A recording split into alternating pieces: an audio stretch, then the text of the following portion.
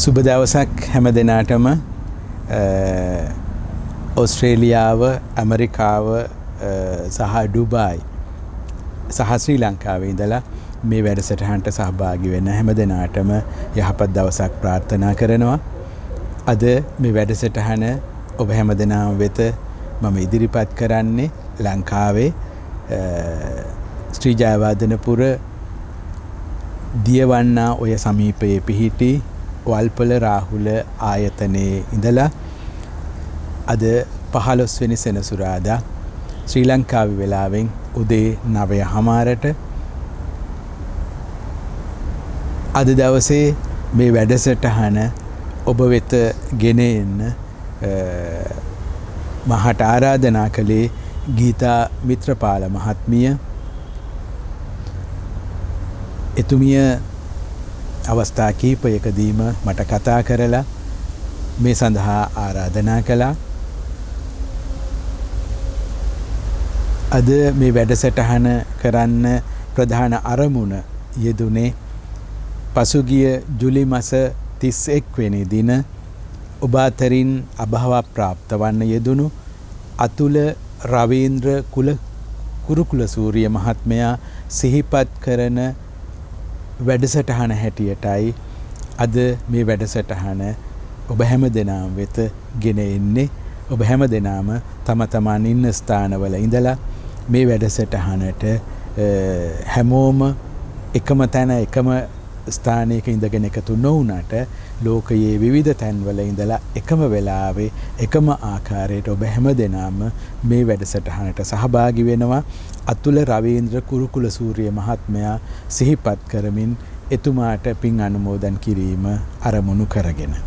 To start the program, I like to briefly introduce this program in English since there are some of the relatives, kids who are from USA or from Australia. For you, we never want to neglect you. We want everyone to be part of this program and to explain what we are going to do in this program. The purpose of this program is to remember the good qualities of your relative Atula Ravindra Kurukula Surya, who passed away on 31st July. And all the relatives from all over the world, from Australia, from USA, from Dubai and from Sri Lanka are participating in this program. This program consists two parts. The first part is the main sermon. Today I am going to discuss about benevolent friendship. The base of all our relationships, whether it is husband or wife, whether brothers and sisters, whether friends, whatever, what is the deep down most important and most strong foundation of our friendship is benevolent connection, benevolent friendship. So I'm going to discuss about benevolent friendship, and as part of that, the gratitude. It is not that just gratitude. The gratitude comes from that benevolent friendship. And then from that base we are going to a short metta meditation, loving kindness meditation, and that will be the program today. I will deliver my speech in Sinhala, but time to time I will brief what I explain in Sinhala. So be with us. It won't be more than 45 minutes or 50 minutes. That is the program. So let's start the program. අද මේ වැඩසටහන සහභාගී වන පිරිස ගීතා මිත්‍රපාල මහත්මිය දන්වූ පරිදි විශේෂයෙන් මෙහිදී සඳහන් කරන්න ඕනේ අතුල රවීන්ද්‍ර කුරුකුල සූරිය මහත්මයා පසුගිය 31 වෙනිදා වයස 68ක්ව සිටියදී අභාව ප්‍රාප්ත වෙනවා. කිසියම් කාල පරිච්ඡේදයක් අසනීපයෙන් ඉඳලා එතුමව ඊටාම හොඳින් බලා කියා ගන්නවා. එතුමගේ බිරිඳ ඩොක්ටර් අරුන්දති කුරුකුලසූරිය මහත්මිය ඒ බලා ගැනීම සඳහාම අවසානයේ පසුගිය ජනවාරි මාසයේ සිට එය රැකියාවෙන් ඉවත් වෙනවා. තමන්ගේ සැමියා ළඟ සිටමින් එතුමව බලා ගන්න. එතකොට මේ සාකච්ඡාවේදී අපි එතුමිය අරුන්දති කුරුකුලසූරිය මහත්මියගේ මේ කැපවීම අපි සඳහන් කරමු. මේක අපි වැදගත් අපේ මාතෘකාවට benevolent friendship කල්යාණ මිත්‍රතාව. ඇයට ආශිර්වාද කරමින් ඒ වගේම දරුවෝ දිනලි ඩුබායි සිට ඊළඟට බුද්ධිමා ඇමරිකා එක්සත් ජනපදයේ ඉඳලා ඒ වගේම ගයාත්‍රි ඕස්ට්‍රේලියාවේ. එතකොට මේ දරුවන් තිදෙනාම පසුගිය කොවිඩ් තත්ත්වය නිසා ගමනාගමනය අපහසු වනතුරුම පියා බලන්නට පැමිණෙනවා. එතුමා වෙනුවෙන් කාලය ගත කරනවා. කියන්නේ පුද්ගලික වැවිල්ලා කරන්න තියෙන දේවල් කරනවා. එතකොට ඊට පස්සේ කොවිඩ් තත්ත්වය නිසා එන්න යන්න අමාරුයි. නමුත් දිගටම සොයා බලමින් කටයුතු කරනවා. ඒ අයට ආශිර්වාද කිරීමත් මේකේ අපි කාරණයක් හැටියට ගමු. ආයිසරයක් ඒකත් නේ අම්මා තාත්තා සම්බන්ධයෙන් උනත් ගෙතාම ගැඹුරු තියෙනවා benevolent friendship කල්යාණ මිත්‍රතාව. ඊළඟට ගීතා මිත්‍රපාල මහත්මිය ඇතුළු ඒ පවුලේ අය තමන්ගේ ඥාතිවරයාට සිහිපත් කිරීම, ඒ වගේම දෙමව්පියන්ට පින් අනුමෝදන් කිරීම මෙහිදී කරුණක් හැටියට ගීතා මිත්‍රපාල මහත්මිය සඳහන් කළා තියෙනවා. ඒක අරමුණ හැටියට කියලා තියෙන්නේ අපට හොඳ අධ්‍යාපනයක් ලබා දුන්නු මිනිසුන්ට සහ සොබාදහමට ගරු කරන්න. ඒ කියන්නේ අපි මේ සොබාදහමේ කොටසක්ය විස අයිතිකාරයෝ නොවේ කියන අදහසින් යුක්තව ඒ දැනුම ඒක ලෝක දැක්ම ලබා දුන්නු ඒ දෙමව්පියන්ට පින් අනුමෝදන් කිරීම කරුණක් හැටියට අරමුණක් හැටියට සඳහන් කරලා තියෙනවා. එතකොට ඒ ඇරෙන නම් වශයෙන්ම පින් අනුමෝදන් කිරීම සඳහා අනිවාර්යයෙන්ම ජූලි 31 වෙනිදා භව ප්‍රාප්ත වුණු අතුල රවීන්ද්‍ර කුරුකුලසූරිය මහත්මයා සිහිපත් කිරීම, ඊට අමතරව ලීලා රත්න සේනානායක මහත්මීන් දෙමව්පියන් සහ ඒ අයගේ පවුලේ අභව ප්‍රාප්ත වන්න යෙදුණු ඒ සියලු ඥාතීන් සිහිපත් කරන එක.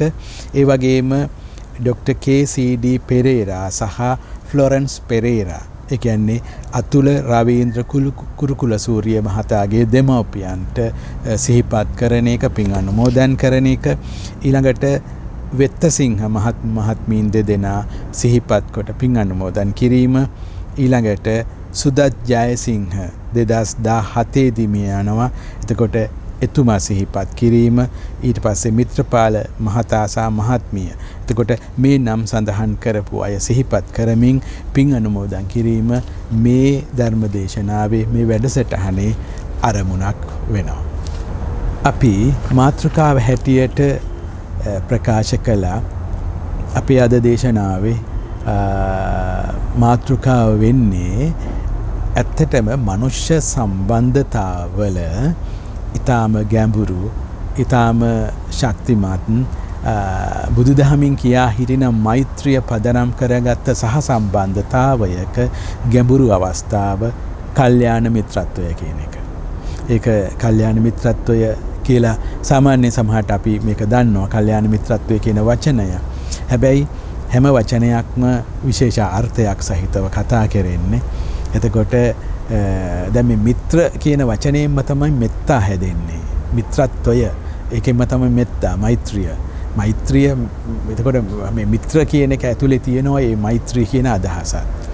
බලන්නේ මෛත්‍රියෙන් යුක්තව, කටයුතු කරන්නේ මෛත්‍රියෙන් යුක්තව. එතකොට කල්යාණ මිත්‍රතාවය කියලා කියන්නේ ආයසරයක් ගත්තාම එතකොට සහ සම්බන්ධතා, රිලේෂන්ෂිප්ස්.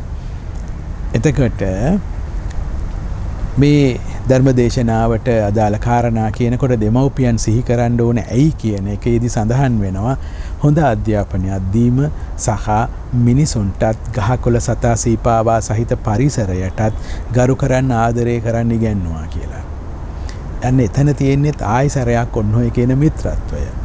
එතකොට මිත්‍රත්වයේ එන්නේ හුදෙක් මම හොඳයි මං එයාට කරුණාවන්ත වෙන්න ඕන කියන මෙපිට තියෙන මේ පුංචි කාරණයක ඉඳලා නෙවෙයි.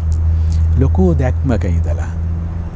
ඒ දැක්ම තමයි අපි මේ ස්වභාව ධර්මයේ අන්සියලු ජීවීන් අන්සියලු පරිසරය අන් මනුෂ්‍යයින් සමග බෙදා හදාගෙන ජීවත් වන තවත් එක සමාජිකයෙක් මම කියන දැක්මෙන් යුක්තව ඒ අවබෝධය ආවට පස්සේ මම මේ පද්ධතියේ කොටසක් මේ පද්ධතිය අයිතිකාරය නෙවෙයි පද්ධතිය මට ඕන හැටියට හදලා මම මේක වෙනස් කරලා මම මේකේ සතුටින් ඉන්නවා කියන දැක්ම නෙවෙයි තියෙන්නේ බුදුදහම යෝජනා කරන මම මේ පද්ධතියක කොටසක් පද්ධතිය යහපත් ලෙස පවතිනකොට තමයි මට සන්තෝෂෙන් ඉන්න පුළුවන් කියන එක. ඒ කියන්නේ මම විතරක් සන්තෝෂෙන් ඉන්නවා කියලා එකක් නැහැ. මක් නිසාද මම පද්ධතියක කොටසක් නිසා. එතකොට පද්ධතියක කොටසක් නම් පද්ධතිය ආරක්ෂා කිරීම තුලයි මම ආරක්ෂා වෙන්නේ. පද්ධතිය තුල ඉන්න කෙනෙක් වේදනාවට පත්වෙන එක වැළැක්වීමෙනුයි මම වේදනාවෙන් මිදෙන්නේ. පද්ධතියේ ඉන්න කෙනෙක් වදබන්ධනයට ලක් වෙන එක වළක්වා කරුණාවෙන් සතුටින් සැනසීමෙන් ඉන්න පුළුවන් තත්වය හැදුවාමයි මගේ සැනසීම රඳා පවතින්නේ. එහෙම නැතිව පද්ධතිය විනාශ වෙද්දී අන් සතුන් ජීවීන් දුක් විඳිද්දී අන් මිනිසුන් දුක් පීඩාවලට පත් වෙලා ඉද්දී මම සතුටින් ඉන්නවා කියලා දෙයක් බුදුදහමින් කියා හිටින්නේ නැහැ පුළුවන් කියලා. ඒක හුදෙක් කරුණාවන්තකම ගැන අදහසක් නෙවෙයි මේ කියන්නේ. ඇත්ත වශයෙන්ම අපි පද්ධතියක කොටසක්. එතකොට පද්ධතියක කොටසක් නම් ඒ පද්ධතියේ හේතුඵල සහ සම්බන්ධතා මගේ සතුටට දුකට වේදනාවට සැනසීමට සෞඛ්‍යයට නිරෝගීකමට හොඳ හුස්මක් ගැනීමට මේ ඔක්කොටම බලපානවා නම් එතකොට මේ පද්ධතියම සුරක්ෂිත කරන පද්ධතියම ආදරයෙන් බලා ගන්න පද්ධතියේ යහපැවැත්ම වෙනුවෙන් පෙනී හිටින ජීවන ක්‍රමයක් තුලයි අපි ඔක්කොටම සතුටින් ඉන්න පුළුවන්. අද මේ ධර්ම දේශනාව කරන ඔය ඇත්තෝ කාවවත් මට ආරාධනා කරපු කිසිම කෙනෙක් මම දැකලා නැහැ. ගීතා මිත්‍රපාල මහත්මියගේ පමණක් කටහඬ අහලා තියෙනවා. නමුත් ඔබ සම්බන්ධයෙන් මම හිතන විදිය කොහොමද? ඔබ හැම කෙනෙකු සම්බන්ධයෙන්ම බොහෝම මෛත්‍රී සහගතව මට හිතන්න පුළුවන්. ඒ කියන්නේ අපි එක පද්ධතියේ දුක සැප බෙදාගෙන ඉන්න එකිනෙකාගේ සැනසීම සතුට වෙනුවෙන් අප පෙනී සිටිය යුතුය කියන හැඟීම අපට ගැඹුරට ආවට පස්සේ කොතැනක හිටියත් කෙනෙක් දැක්කද නොදැක්කද අඳුනනවාද නැද්ද එහෙම එකක් නැහැ. එතකොට දැනෙනවා මේ වෙලාවේ ඔබ මානසිකව ඉන්න තත්වය. ඔබ සතුටින් ඉන්නවා නම් කොයිතරම් හොඳද කියන එක. ඔබ සතුටින් ඉන්නවා නම් ඔබේ දරුවන්ට කොයිතරම් සැනසීමක්ද. ඔබ සතුටින් ඉන්නවා නම් ඔබ සේවය කරන ස්ථානයේ ඔබෙන් සේවයක් ලබා ගන්න එන කෙනාව සුවපත් කරලා යවන්න ඔබට කොච්චර හැකිද? එතකොට පද්ධතියක නම් අපි ඉන්නේ පද්ධතියේ ඉන්න මිනිසුන් සුවපත් වීමට ඔබ සුවපත් වුණු කෙනෙක් වීම කොයි තරම් අදාළද? එතකොට මම ඔබට මෛත්‍රී සහගත වෙන්නේ පුද්ගලික ඔබේත් එක්ක තියෙන යාළුකමක් නිසා නෙවෙයි. ඒ කෙසේ දෙයක් අදාළ නැහැ. ඔබ සතුටින් හිඳීම කියන එක වෙනුවෙන් මා කැපවිය යුතුයි. ඒ වගේමයි ඔබ හැමදෙනාත්. එහෙම ගත්තාම අන්න ඒ තැන ඉඳලයි මේ වැඩසටහන කෙරෙන්නේ. ඒ විතරක් නෙවෙයි මේ වැඩසටහන් මේ විදිහට ඔන්ලයින් පටන් ගන්න මූලික පදනම වැටුනේ කොරෝනා තත්වය.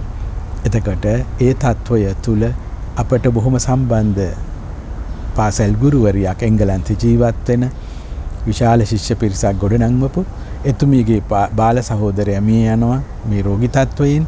අය බොහොම හිත පීඩාවෙන් ඉන්නවා දකින්නවා. අපි ඒ පාර මේ විදිහට වැඩසටහනක් කරනවා ඒතුමාට පින් අනුමෝදන් කරන්න. එතන ඉඳලා අපට දැනෙනවා මේ ප්‍රශ්නේ තියෙන තව කී දෙනෙක් ඇද්ද? ඇයි අපිට බැරි මේ තාක්ෂණය යොදාගෙන හැමෝම වෙනුවෙන් වැඩ කරන්න? එතන ඉඳලා අපි මේ පණිවිඩය සමාජගත කළා. එතන ඉඳලා අපිට ආරාධනා ලැබෙන්න ගත්තා. අපි අදවත් දන්නේ නැහැ කවුරු වෙනුවෙන් දේ ධර්ම දේශනා කළේ කියලා. කාරණේ අපට කිව්වහම අපි මේ විදිහට ධර්ම දේශනා කළා. එයින් සමහර දෙනා හිටියා එකම දුවෙක් අම්මා මිය ගිහිල්ලා මාසිකුත් දවස් 20ක් ගත වෙලා තිබුණා කිසිම ආගමික කටයුත්තක් ඒ කියන්නේ අවසන් කටයුතුත් බොහොම චාම් විදිහට කරලා තිබුණා. ඇය හිටියේ විශාල තුවාල සහිතව අම්මා වෙනුවෙන් යුතුයකම් ඉටු කරන්න බැරි වුණා කියලා. එතකොට මේ විදිහට ඒ වැඩසටහන කළා. ආයි ගත්තාම මේ ඔක්කොම දේවල් අපි ඔක්කොම සුවපත් වීම සඳහා, අපි එකිනෙකා බලා ගැනීම සඳහා, අපි එකිනෙකා සියලු දෙනා වෙනුවෙන් අපි පෙනී සිටිය යුතුය කියන දැක්මේ සිට. ඒ දැක්ම එන්නේ අර ඉස්සෙල්ලා කියපු හේතුඵලවාදී විදිහට අපි ඔක්කොම පද්ධතියක කොටස්කරුවන් කියන දැක්මේ සිට. එතකොට ගීතා මිත්‍රපාල මහත්මිය දෙමව්පියන් සිහිපත් කරනකොට ඇය ඒ දෙමව්පියන් සම්බන්ධයෙන් කෘතඥ වෙන්නේ සෝබාදහමට ගරු කරන්න, සෝබාදහම ආරක්ෂා කරගන්න දැනුම දුන්නා කියන එක. ඒක සම්බන්ධයි අපි මේ කතා කරන මාතෘකාවට. මිත්‍රත්වය මා හිතනවා අප සියලුම දෙනා එකට එකතු කරන සහ සම්බන්ධ කරන ඊටාම යටින් දිවෙන අදහස වෙන්නේ, සම්බන්ධය වෙන්නේ මිත්‍රත්වය. ඔබ මං හිතනවා අහලා ඇති ආනන්ද හාමුදුරුවෝ වරක් බුදු හාමුදුරුවන්ට ප්‍රකාශ කරනවා, ස්වාමීනි මේ ශාසනය පවතින්නේ මිත්‍රත්වය, කියන්නේ භාගයක්ම පවතින්නේ කල්යාණ මිත්‍රත්වය මත කියලා. බුදුහාමුදුරුවෝ ප්‍රකාශ කරනවා නෑ ආනන්ද, ඒක වැරදි. මේ ශාසනය භාගයක් නෙවෙයි, සම්පූර්ණයෙන්ම පවතින්නේ කල්යාණ මිත්‍රත්වය මත කියලා. එතකොට එහෙම ගත්තහම බුදුහාමුදුරුවෝයි ඒ වෙලාවේ හිටු භික්ෂු භික්ෂුණී සංඝයයි ගත්තහම ඒ හැම කෙනෙකුම එකිනෙකා සම්බන්ධයෙන් කල්යාණ මිත්‍ර සම්බන්ධය. එතකොට භික්ෂු භික්ෂුණී විතරද නැහැ, උපාසක උපාසිකා. ඒ කියන්නේ මේ ආයතනය ගත්තහම අපි ඔක්කොම, ඔය ඇත්තෝ සහ මම, අපි සියලු දෙනාම මේ එකිනෙකා කෙරෙහි දක්වන කල්යාණ මිත්‍රත්වය මතයි ලෝකය පවතින්නේ. නැතුව අපේ ධනවත්කම්, උසස්කම්, තනතුරු තත්ත්ව මේවා මත නෙවෙයි. ඇත්ත වශයෙන්ම පසුගිය කාලේ කොරෝනා තත්ත්වය ඇති වුණාම ඇත්ත වශයෙන්ම අපට ඉතිරි වුණේ, අපිට නිකන් ශක්තිය හැටියට ඉතිරුණු දේ මොනා හරි තියෙනවා නම් ඒ අපේ බැංකුවේ තියෙන සල්ලි නෙවෙයි. සමහරට ඇත්තටම සල්ලි තියෙන ඒත් බොහෝ අඩුපාඩු වලට මුහුණ දුන්නු අය හිටියා. හැබැයි අපිව ශක්තිමත් කරපු, අපිට ඉතිරි වුණු දේ උනේ කල්යාණ මිත්‍රත්වය. කල්යාණ මිත්‍රත්වය කියන එක විස්තර කරනකොට එවැනි මිත්‍රත්වයක තිබෙන ලක්ෂණ 3ක් ගැන කතා කරනවා. දුද්දදන් දදාති, දුක්ඛමං කමති, දුක්ඛරං කරෝති කියලා. දුද්දදන් දදාති, දෙන්න බැරි දේ දෙනවා කල්යාණ මිත්‍රත්වයේ මත. දුක්ඛරං කරෝති, කරන්න බැරි දේ වෙන කවුරුවත් වෙනුවෙන් නම් කරන්නේ ඒ කල්යාණ මිත්‍රයා වෙනුවෙන් නේ කරන්න බැරි දේ කරනවා. ඊළඟට දුක්ඛමං කමති, වෙනත් තත්වයකදී වෙනත් කෙනෙක් වෙනුවෙන් නම් ඉවසන්න බැරි දෙයක් අපි කල්යාණ මිත්‍රත්වය වෙනුවෙන් ඉවසනවා. එතකොට එහෙම ගත්තාම ඊටාම ගැඹුරු මෛත්‍රී සහගත සිතකනුයි මේ වැනි මිත්‍රත්වයක් මතුවෙන්නේ. එතකොට මොකක්ද මෛත්‍රිය කියලා කරන විස්තරයේ මම හිතන ඔබ හැම දෙනාම වරින් වර මේ කාරණේ අහලා තියෙන්න පුළුවනි. කරණීය මෙත්ත සූත්‍රයේ විස්තර කරනවා අම්මා කෙනෙක් තමන්ගේ එකම දරුවා අනතුරකට ලක් වෙන්න යන මොහොතක තමන් පිළිබඳ, තමන්ගේ ජීවිත ආරක්ෂාව පිළිබඳ අදහස අතහැරලා දාලා මන් නැති වුණාට කමන්නේ, මගේ ජීවිතයට හානියක් වුණාට කමන්නේ, දරුවා මම බේර ගන්නවා කියන ඒ මොහොතේ ඇතිවන හැඟීම තමයි මෛත්‍රිය කියලා. එතකොට මෛත්‍රිය කියලා කියන්නේ අම්මා කෙනෙක් තුල හැම වෙලේම තියෙන සිතිවිල්ලක් නෙවෙයි, අන්න අර වගේ තත්වයකට මුහුණ දෙන මොහොතේ මතුවන සිත. බුදුහාරු කියන්නේ ඔන්නෝක තමයි උපරිම ඉම මෛත්‍රියේ, ඔන්න ඔය සිත අප තුල වඩන්න, මෙන්න මේක තමයි මෛත්‍රිය වඩනවා කියලා කියන්නේ කියලා.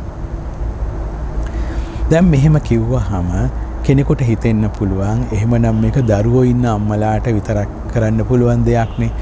නේද? හැම කාන්තාවක්ම දරුවන් ලැබිය යුතුය කියලා නියමයක් ඇත්තෙත් නැහැ. ඒ වගේම කෙනෙක් දරුවෙක් මම හදන්නේ නැහැ කියලා තීරණය කළොත් ඉතින් ඒක ඒ කෙනාගේ අදහස. ඒකට ඒක එයාට අයිතියක් තියෙනවා එහෙම කරන්න. එතකොට එයාට මෛත්‍රී වඩන්න බැරිද? නැත්නම් ඒ හැඟීම වඩන්න පුළුවන් ඔය කියන තැනට ආපු කෙනෙක්ට විතරද? ලංකාවේ රත්නපුරේ එක ස්ථානයක තියෙන ස්මාරකයක්. මේ ස්මාරකය පාර පළල් කරනකොට ටික ටික පාරෙන් අයින් වෙලා ගිහින් තිබුණ පහුගිය කාලේ වෙනකොට අද වෙනකොට එක තියද කියන්න මම දන්නේ නැහැ. ඒ ස්මාරකයේ සටහන් වෙන්නේ රත්නපුරට ගම් වතුර ගලපු වෙලාවක ඒකට යට වුණු මිනිසුන් බේර ගන්න මැදිහත් වුණු පුද්ගලයෙක් ගැන. එතුමා දෙමළ ජාතික මහත්මයෙක්. එයා ගම් වතුරට ගිහිල්ලා මට මතක නෑ සංඛ්‍යාව මම හිතනවා 7ක් 8ක් වගේ නැවත ගිහිල්ලා ගම් වතුරේ ගිලෙන අයව බේර ගන්නවා. ඒ 8 වෙනි එක්කෙනා නැත්නම් අවසන් එක්කෙනා බේර ගන්න යනකොට එතුමා ඒ ගම් වතුරට බිලි වෙලා මිය යනවා. එයා සිහි කරන්න මේ ස්මාරකය හදලා තියෙන්නේ. දැන් මා හිතනවා එතුමා තමන්ගේ ජීවිතය අතහැරලා අර මිනිසුන් බේරගන්න මැදිහත් වෙනවා, ජීවිත ගණනාවක් බේරනවා, අවසානයේ එතුමා මිය යනවා. එතකොට මං හිතනවා මේ කතාව හරි වැදගත්. මොකද මම වැඩසටහන් කරනකොට සමහර කාන්තාවන් මට බොහොම පුද්ගලිකව කතා කරනකොට මට දැනෙනවා මේ ලෝකේ හැම කාන්තාවක්ම විවාහ වෙන්න ඕනේ කියලා නීතියක් නැහැ. කෙනෙක් කැමති නම් අවිවාහකව ඉන්න යාට එහෙම ඒක යාගේ කැමැත්ත සහ ඒක කිසි වැරද්දක් නැහැ. ඒ වගේම ළමයෙක් හැදීම අනිවාර්යයි කියලා නැහැ. හැම කෙනාටම ළමයෙක් බිහි කරන්න සමහර විට තමහර තත්වයන් යටතේ බැරි වෙන්න පුළුවන්. එතකොට මම මේ විදිහට මෛත්‍රිය විස්තර කරනකොට එහෙම කෙනෙකුට හිත රිදෙන්න පුළුවනි.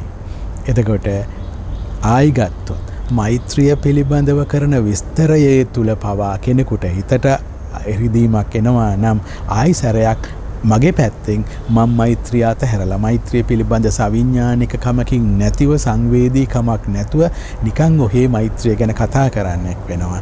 අපි ඒකට සංවේදී නැත්නම් බුදුහාමුදුරන්ගේ කරණීය මෙත්ත සූත්‍රයේ විස්තරයේ ඕක ආදර්ශයක් හැටියට කියනවා තමයි. මවක් තමන්ගේ එකම දරුවා අනතුරකට ලක් වෙන්න යන මොහොතේ ඒ දරුවා බේරා ගැනීම සඳහා තමන් පිළිබඳ අදහස අතහැර දමා යම්සේ මැදිහත් වෙනවාද අන්න ඒක තමයි මෛත්‍රිය. ඒ සිත වඩන්න යයි කීමෙන් අදහස් වෙන්නේ නැහැ මේක වඩන්න නම් මේක හඳුන ගන්න නම් මේ සිත වඩන්න නම් මවක් වෙලා ඉන්න ඕන කියලා. ඒක නෙවෙයි මේ කියන්නේ. මෙතන බුදුහාමුදුරු උත්සාහ කරන්නේ අපට ළඟා විය හැකි උපරිම සීමාව අපට දැනෙන්න අපට වැටහෙන පරිදි කියා හිටින එක විනා මේකෙන් එන්නේ නැහැ කිසි විදිහකට. මේක තේරුම් ගන්න නම් මෛත්‍රිය වඩන්න නම් එහෙම නැත්නම් මේ ලෝකේ ජීවත් වෙන්න නම් හැම ගැහණියක්ම අම්මා කෙනෙක් වෙන්න ඕනේ කියලාවත් මෛත්‍රිය තේරෙන්නේ අම්මා කෙනෙක් වුණු කෙනෙකුට විතරයි කියලාවත් එහෙම මොකක්වත් නැහැ.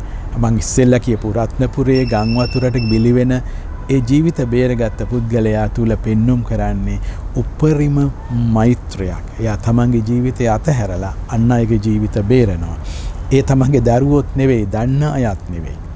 එතකොට මෛත්‍රිය කියලා කියන්නේ ඔන්න ඔහොම මේ පද්ධතිය රැක ගැනීම සඳහා කරන මැදිහත් වීම. ඒ සම්බන්ධයෙන් හිතන ආකාරය, ඒ සම්බන්ධයෙන් ඒ සිතිවිල්ලෙන් යුක්තව කරන මැදිහත් වීම.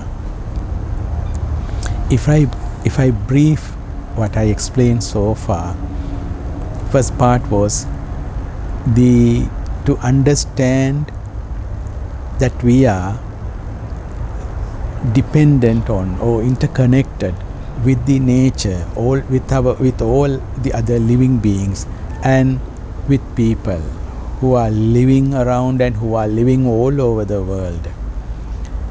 And there is nothing called my happiness disregarding the safeguard or protection of the other living beings and the nature and all the other human beings. There is nothing called my happiness if others are not happy. it is impossible to think of my happiness if the nature, other living beings, their life is in a threat. Buddhism, this is not just a saying, this is not just I am sharing something from my knowledge or from what I have learned from reading books. This is the deep teaching of Buddhism. Buddhism suggests that we are part of this whole nature and the system. We are not owners of the nature. We are not owners of the other living beings. We cannot think of a happiness if others are not happy.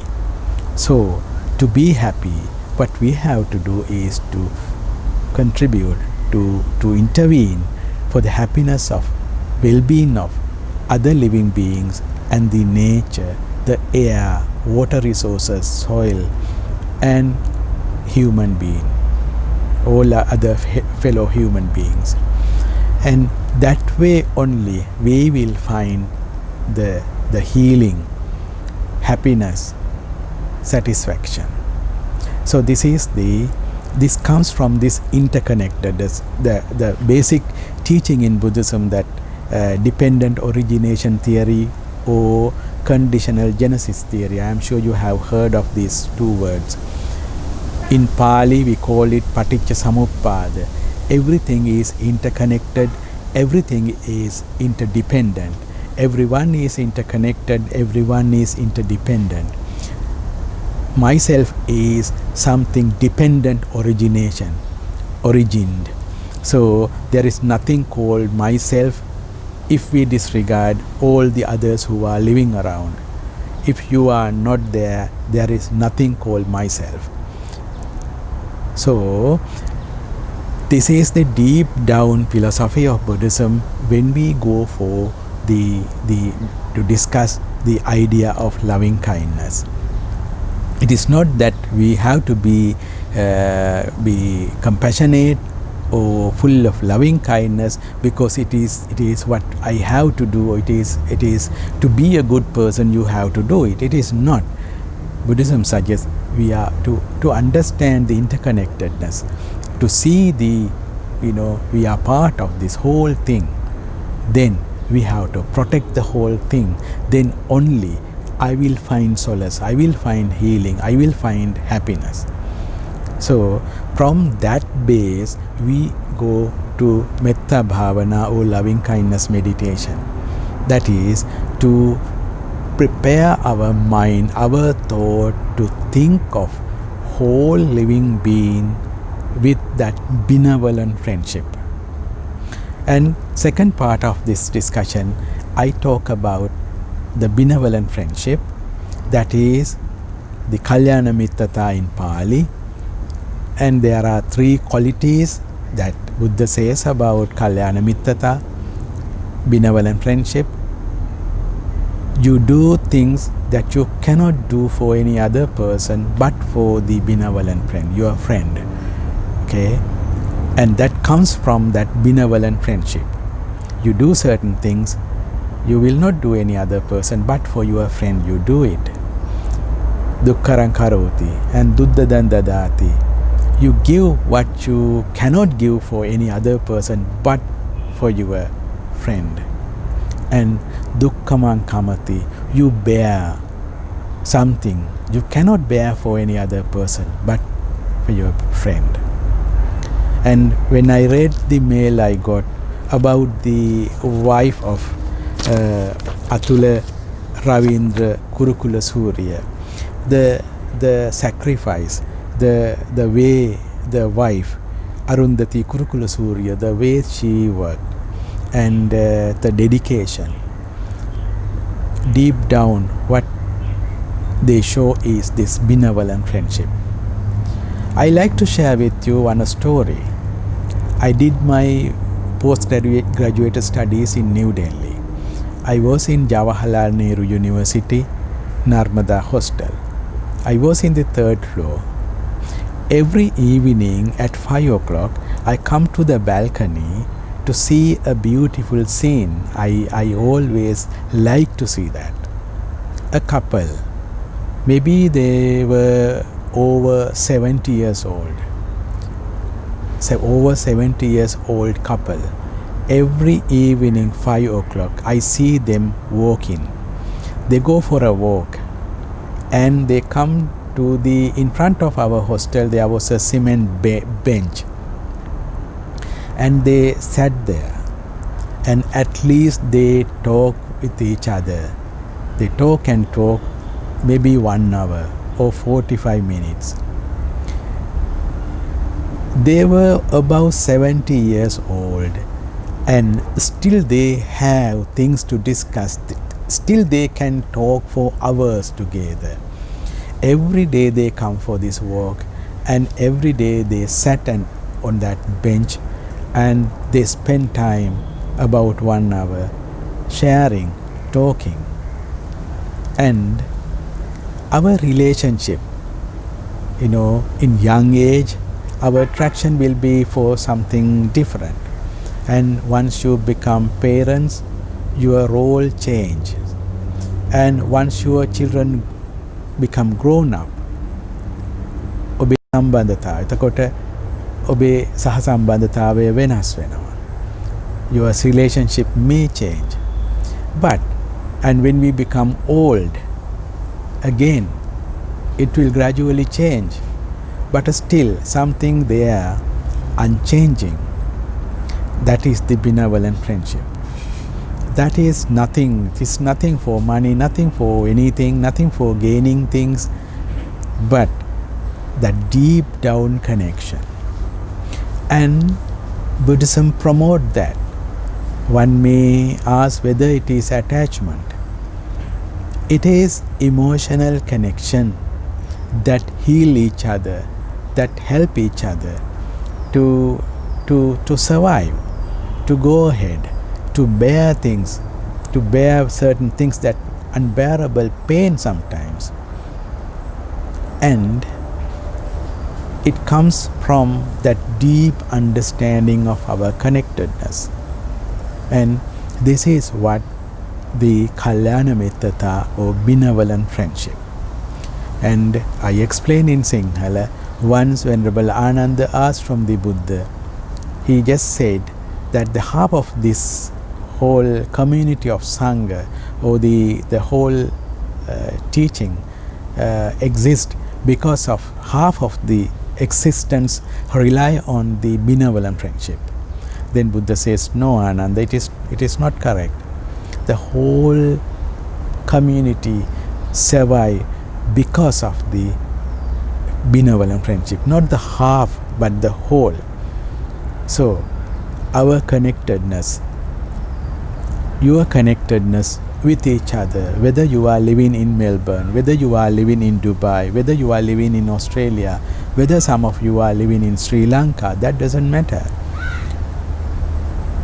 I'm living in Colombo. My family, my parents, they lived in Ampara, eastern coastal area. Most important thing is our connectedness, and how much we think of each other, how much we spend time to show our connectedness, because that connectedness is very much need for our survival. That connectedness is very much need to lead a healed life. That is the word I use, healed life, because we get wounds when we work. We get wounds when we experience certain things that we are hard to bear, and losses. And what support us is healing, and how we heal each other.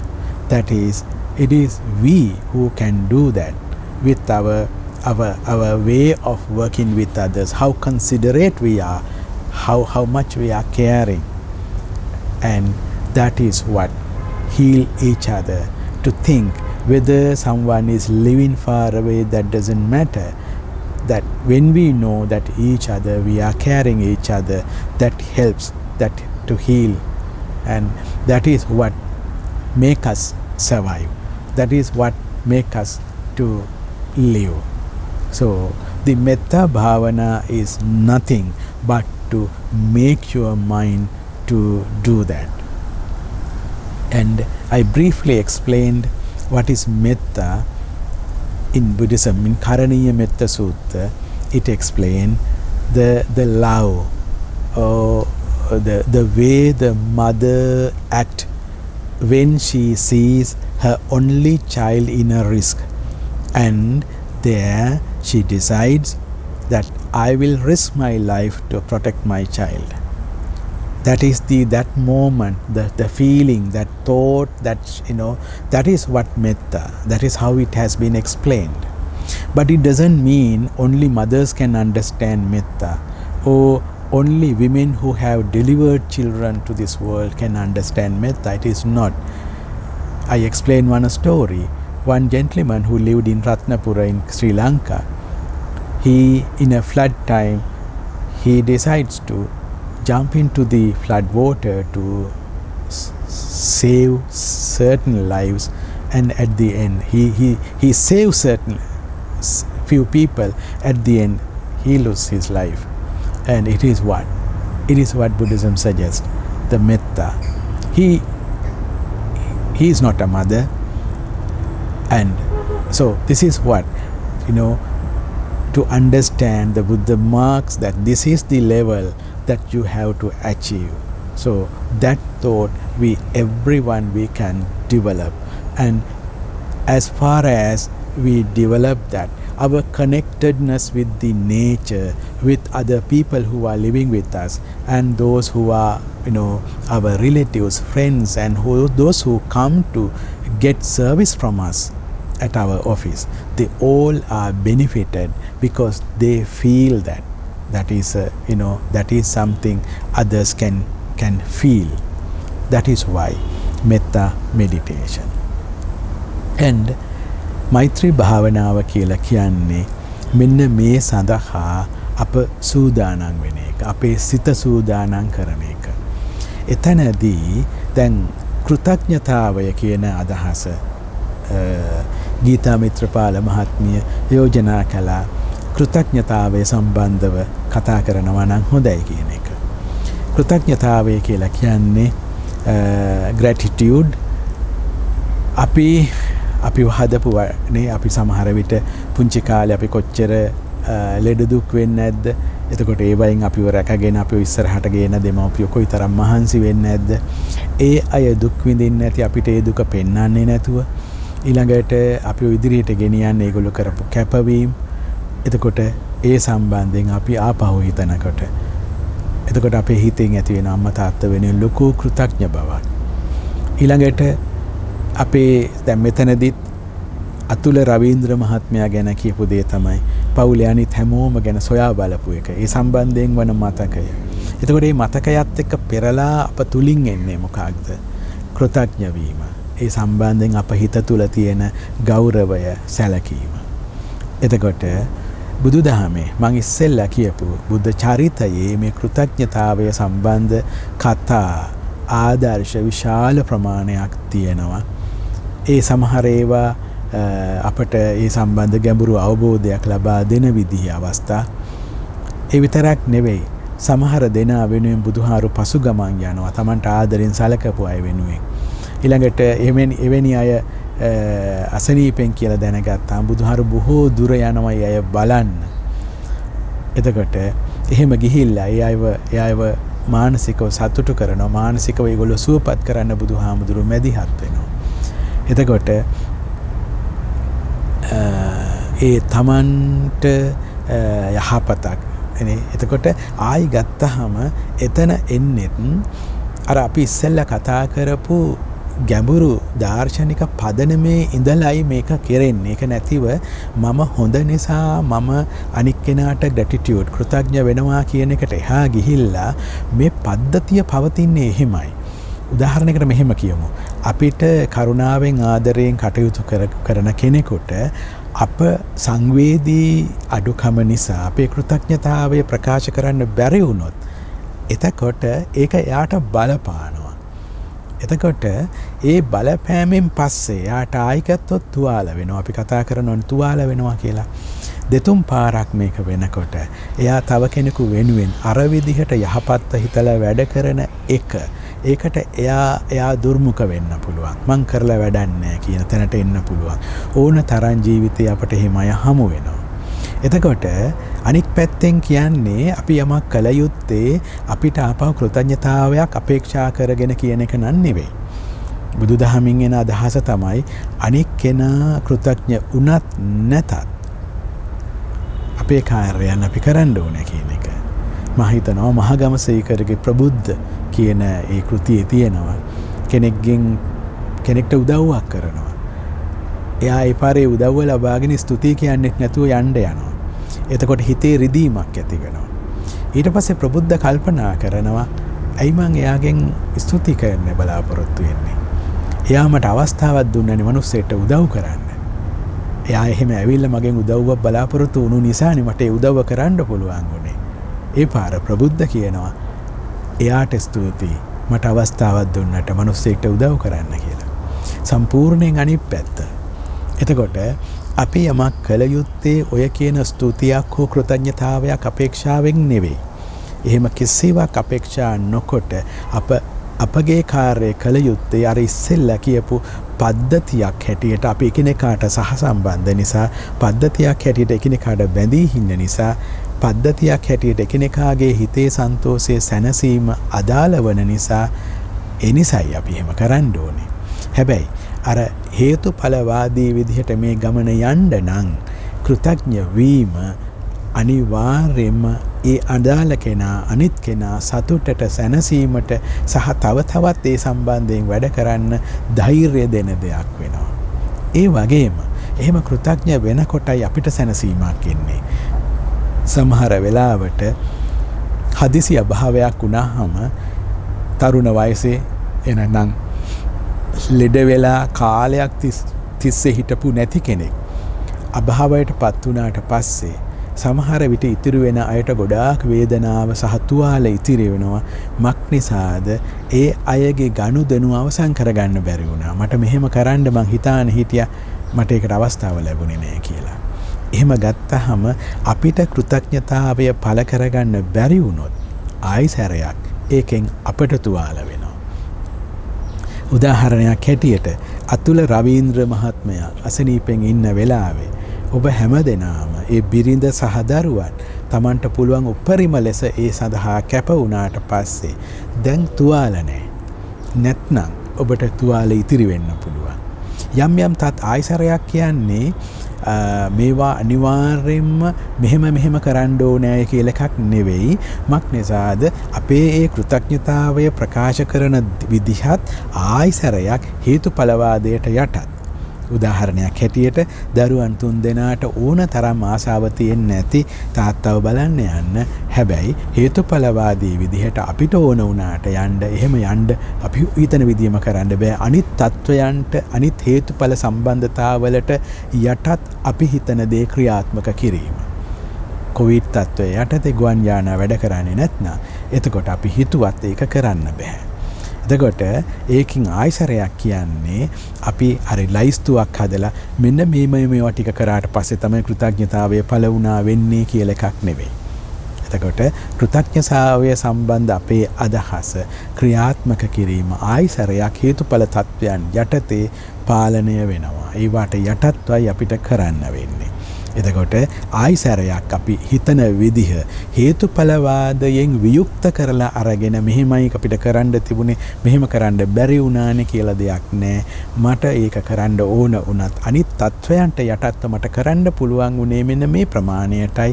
ඒක ගැන කම්පා වෙන්නේ මක් නිසාද අනිකුත් හේතුඵලවාදයට අනිත් හේතුන්ට මම යටත් මම පද්ධතියක කොටසක් අනිකුත් තත්වයන්ට යටත්වයි මම කැමති දේ කොයි ප්‍රමාණයටද කරන්න පුළුවන් කියන එක තීරණය වෙන්නේ.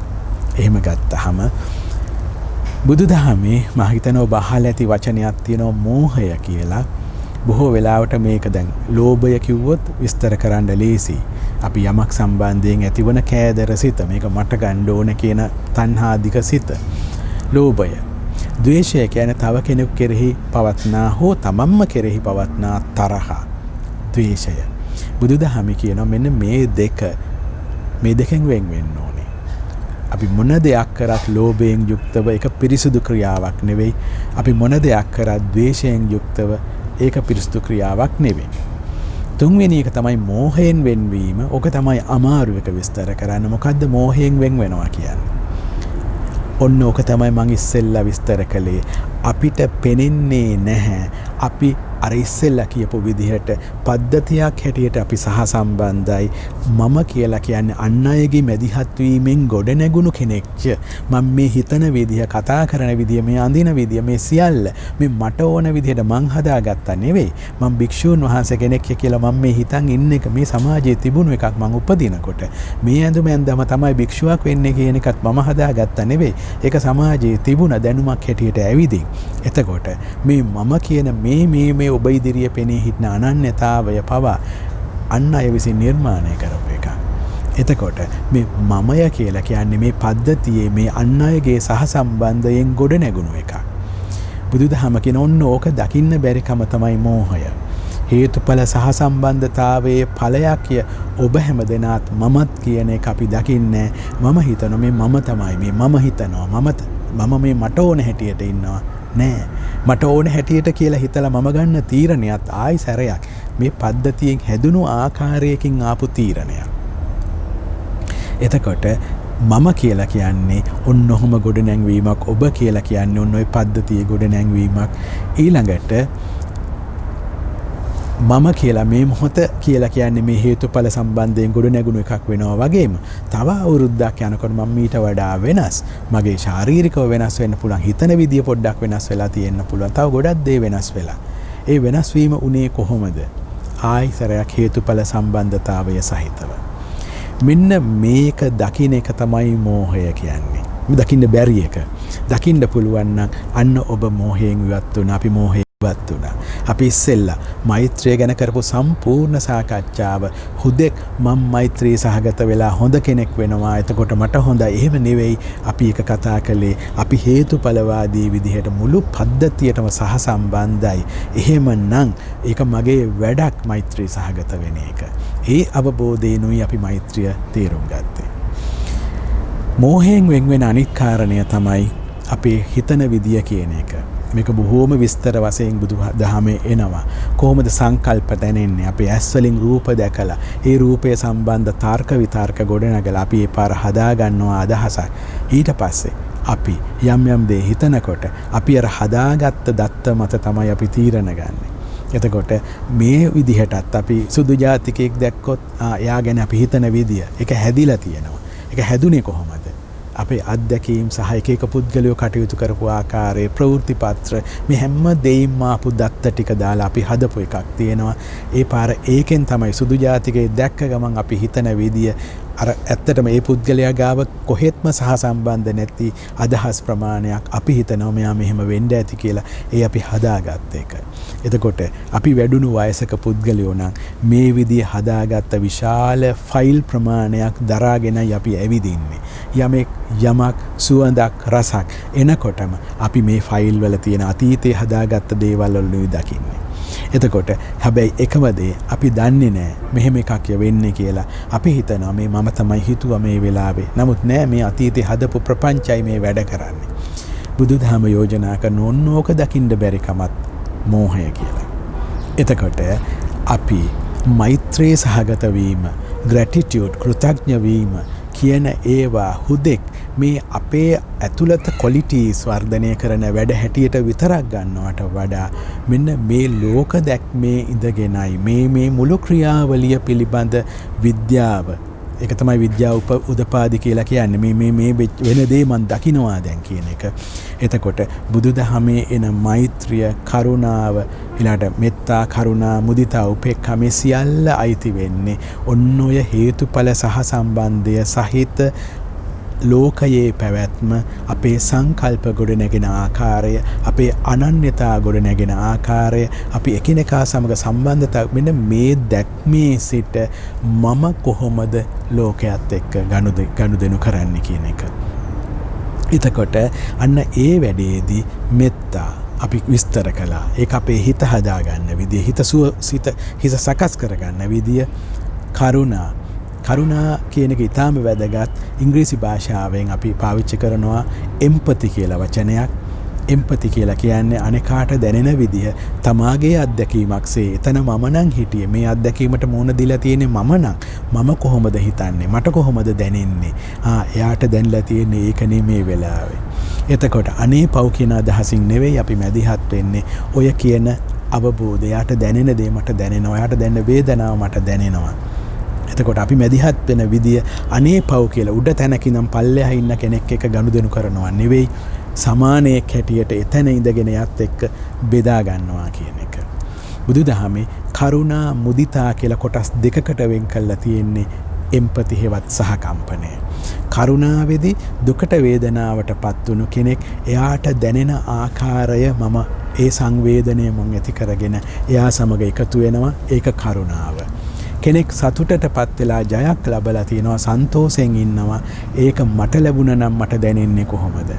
එතකොට අන්න එහෙම අවබෝධ කරන් යාගේ සන්තෝෂයේදී කොටස්කාරයෙක් වෙන එක. එතකොට මෙත්තා කියලා කියන්නේ අර ඉස්සෙල්ලා කියපු සිත වඩාගෙන සිත සකස් කරගන්නවා. එතකොට අපේ රිලේෂන්ෂිප් සම්බන්ධතා අනිත් අයත් එක්ක කටයුතු කරන විදිය වෙනස් වෙනවා. කරුණා සහ මුදිතා කියන්නේ එම්පති. එතකොට අපි අන් අයත් එක්ක ආයිසරයක් ගත්තොත් අන් අයත් එක්ක සම්බන්ධය පවත්වාගෙන යන විදිය. උපේක්ඛා කියලා කියන්නේ අපි අන් හේතු සාධක එක්ක ලෝකයේ වෙනස් වීම මේ මගේ මැදිහත් වීමෙන් මට ඕන විදිහට වෙන්නේ නැහැ කියන අවබෝධය සහිතව දකිනකොට උපේක්ෂා සහගත වෙන එක. විශේෂයෙන්ම දිනලි බුද්ධිමා ගයාත්‍රි ඔය තුන් දෙනාටම එක කාලයක් තාත්තා බලන්න යන්න බැරි වෙනවා කොරෝනා තත්ත්වය යටතේ. අන්න උපේක්ෂාව අවශ්‍ය වෙලාව. දැන් මෙත්තා ඒක හරි. කරුණා කියන එක එනවා. අම්මා තාත්තා බලාගෙන ඉන්නවා. එතකොට ඒ වෙලාවේ අම්මට දැනෙන වේදනාව, ඒ වෙලාවේ තාත්තට දැනෙන වේදනාව, තමන්ගේ වේදනාවක් කරගෙන ඒක බෙදා ගන්න එක කරුණාව. ඊට පස්සේ උපේක්ෂාව වැදගත් වෙන්නේ ඕගොල්ලන්ට යම් කාලයක් බලන්න යන්න බැරි වුණු එක යම් වේදනාවක් එනවා නම් උපේක්ෂාව වැදගත් වෙන්නේ හේතුඵල ධර්මතා අනුව අන් දේවල් වලට යටත්ව අන් කාරණා වලට ඒවායේ කන්ඩිෂන් වලට යටත්වයි මට යමක් කරන්න පුළුවන් කියන දැක්මෙන් බලන්න ගත්තාම මට යන්න බැරි වුණා තමයි උපේක්ෂා සහගත වෙනවෙන් මොනව කරන්නද නේ. අන්න ඔය කියන මෙත්තා කරුණා මුදිතා උපේක්ඛා කියලා කියන්නේ ආයිසරයක් මේ මම කාමරයක දොර වහගෙන කරන වැඩක් නෙවෙයි. මම අන් අය එක්ක අන් පරිසරය එක්ක සතා සීපාවා එක්ක ගහකොළ එක්ක මම සම්බන්ධ වෙන විදිහ. දැන් සමහර විට අදහස් තියෙනවා බුදුදහම කියන්නේ තනියම නිවන් යන දෙයක් ගැන කතා කරන ආත්මාර්ථකාමී අදහසක්ද? එහෙම නැත්නම් කරුණාව, මෛත්‍රිය, මුදිතාව, උපේක්ෂාව අවශ්‍ය නැහැ. ඒ ටික එන්නේ පැහැදිලිවම මම අනේකා එක්ක සම්බන්ධ වෙන විදිහ ලෝක දැක්ම සකස් කරගන්න. එහෙම ගත්තාම බුදුදහම බරපතල විදිහට පද්ධතියක් ගැන කතා කරනවා. පද්ධතියක කොටස්කාරයෝ කෙනෙක් කතා කරනවා. පද්ධතියේ සුවපත් භාවය වෙනුවෙන් මා මැදිහත් විය යුතුය කියන එක කතා කරනවා. එතකොට මේක ඇතුලේ අපිට මෛත්‍රිය, කරුණාව වගේම අප ගීත මහත්මිය යෝජනා කරපු කෘතඥතාවය කියන එක එන්නේ. එතකොට කෘතඥතාවය හුදෙක් මෙහෙම කරන්න මෙහෙම කරාම හොඳයි ඒක නෙවෙයි. ඊට වඩා මේක පුළුල් දැක්මක සිට මතුවෙන දෙයක්. මම හිතනවා අපේ සාකච්ඡාව අවශ්‍ය ප්‍රමාණයට වර්ධනය වුණා කියලා අපි පුංචි මෛත්‍රී භාවනාවකින් මේ වැඩසටහනේ අවසානයට යමු. If I brief I didn't add anything new, but I tried. I elaborated what I tried to, what I introduced, the metta, the connectedness, how it is not you to be good person, but it is to understand the interconnectedness, and then it becomes my responsibility. And this is the way that we can go. This is the way that we all can be happy. This is the way we all can be healed. That is why metta, karuna, mudita and upekha, those concepts are very much part of our life, has to be part of our lives. And with that understanding, we will go for metta meditation. It will be a very short meditation. And bhavana, the idea the bhavana is cultivation. So metta is a thought that I explained. We try to develop that thought within us. That is what we are going to do. And to start, it will be very good practice. You can do it every morning or every evening. That will really heal you. That will help you to heal yourself and to improve your connections with others. That is so. If you can sit somewhere comfortably, and even though you don't no need to, it is not must to do it now, but to understand what we do as metta meditation. What we do is to sit somewhere comfortably, to train this, and sit straight. Then you can breathe well, and then what we are going to do is to develop that thought that I so far explained. First, we are going to develop this thought towards myself. Second level, those who are around us. And third level, to the indifferent people. And fourth level, conflicting people. So these are the 4 levels that we are going to do. And we start with ourselves. If you are ready, we can go for that now.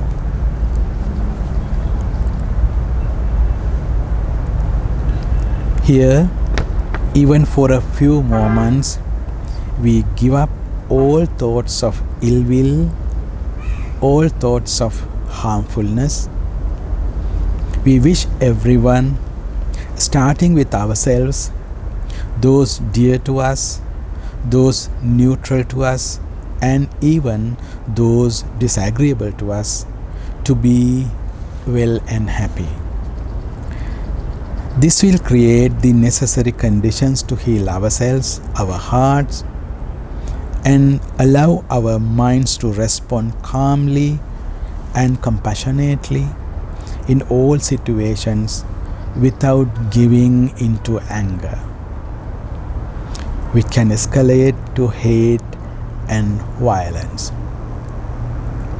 First, we develop metta towards ourselves, caring our body and our mind. We start by becoming aware of ourselves and focusing on feeling of peace, calm and tranquility. Let's go for that. No matter what, we can and we must love and care for ourselves. Repeating, may I be well, may I be happy,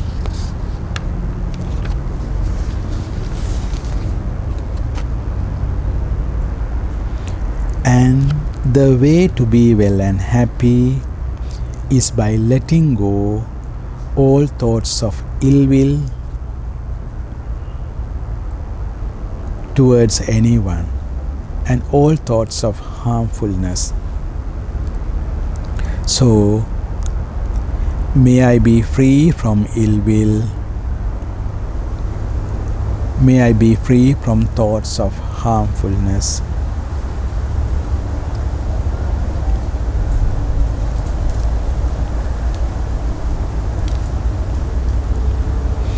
Then we think of a person dear to you. In this case, you can think of all your relatives, those who are living afar.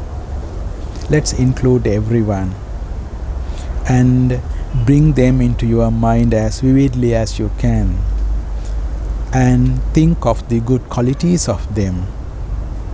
Feel your connection with these dear people and your liking for them.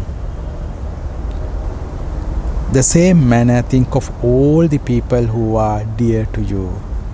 Feel your connection with those dear people.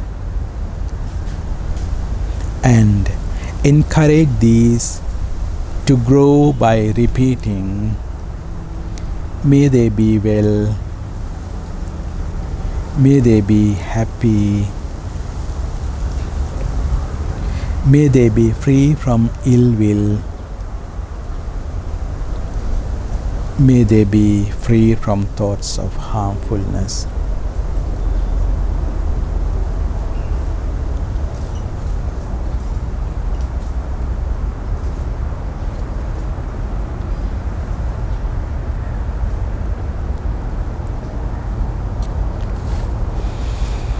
Then let's think of someone neither like or dislike, a person neutral to you.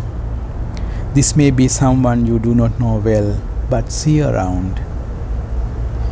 Include all of them into your thoughts and feelings of loving kindness. May they be well, may they be happy, may they be free from ill will, may they be free from thoughts of harmfulness.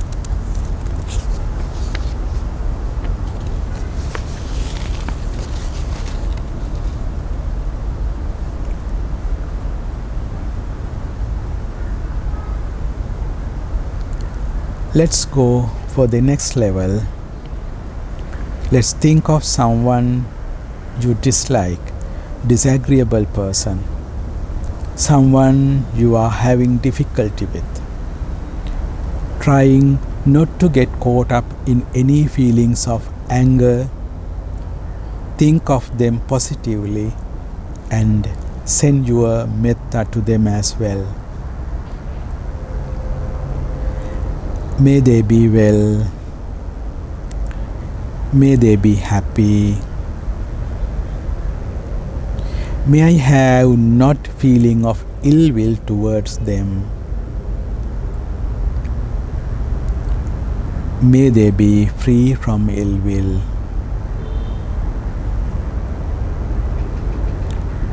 may I have no thoughts of harmfulness towards them, may they be free from thoughts of harmfulness.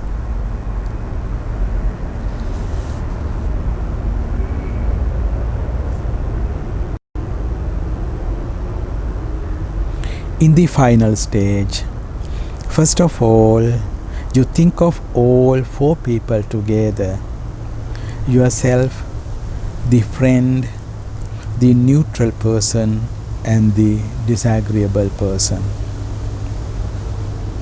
May all be well. May all be happy. May I have not feeling of ill will towards anyone. May all be free from ill will. May I have no thoughts of harmfulness towards anyone.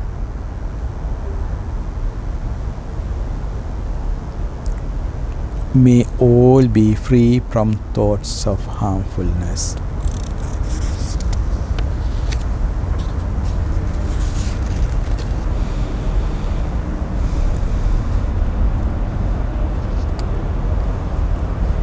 Let's extend our thoughts and feelings further to everyone around us, to everyone in our neighborhood, in our town, our country, and wherever you are living, those who are living in that country, and so on, throughout the world, with special consideration to children who have lost their parents,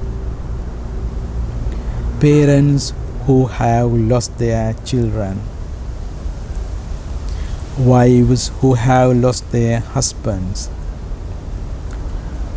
husbands who have lost their wives, those who have lost their partners, all those who are suffering due to the loss of their loved ones. May they be well. May they be happy. May they be free from ill will. May all be free from thoughts of harmfulness. And let the mind settle in this feeling of loving kindness, the universal friendliness. Let's spend 2 minutes together silently, developing those thoughts.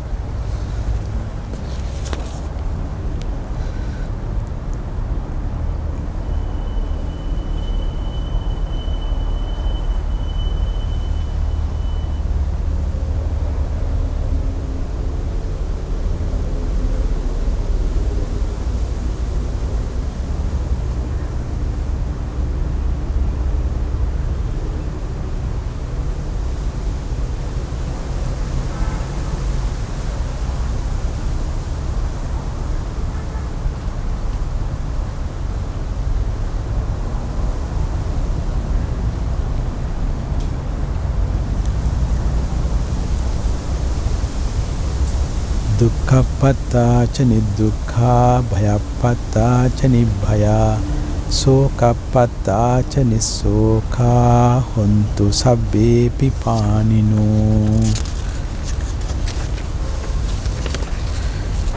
May suffering once be suffering free, and the fear struck fearless be. May the grieving shed all grief, and may beings find relief. We together, more than an hour, we develop certain discussion, and all the thoughts that we develop were friendliness, gratitude, why we all have to help each other to heal and support. All those good thoughts, all those what we share will be helpful to all of us to do something good to this community, to this world, and to the environment, and to all living beings. And the most important meritorious work will be what you are doing after this sermon. අපි මේ ධර්ම දේශනාවේ අවසානයට ළඟා වෙනවා. ඇත්ත වශයෙන්ම හැමතැනකම කියන දෙයක් තමයි පින්කම කියන්නේ බණ නෙවෙයි. බණෙන් පස්සේ අපි වෙනස් වන ආකාරය. ඒ කියන්නේ පින්කමට පදනම මේ සාකච්ඡාව. පින්කම තියෙන්නේ මෙතනින් ඉස්සරහට. අපි එක එක්කෙනා අතේ. අපි වැඩ කරනකොට මේ ආපු මේ දැක්ම අපි කොහොමද ජීවිතේට බිරිඳ සැමියා හැටියට, දරුවෝ දෙමව්පියෝ හැටියට, සමාජය සහ අපි හැටියට සේවය ලබන්න එන අය හා අපි අතර මේවා ගොඩනගන්න අපි භාවිතයට ගන්න කියන එක තමයි පින්කම. අන්න ඒ මහා පින්කම් මාලාවට ආරම්භය අපි කළේ. අතුල රවීන්ද්‍ර කුරුකුළු සූරිය මහත්මයා මිය ගිහිල්ලා සති දෙකක් පමණ ගත වෙන මේ දවසේ එතුමට පින් අනුමෝදන් කරන්න අපි ප්‍රාර්ථනා කරමු.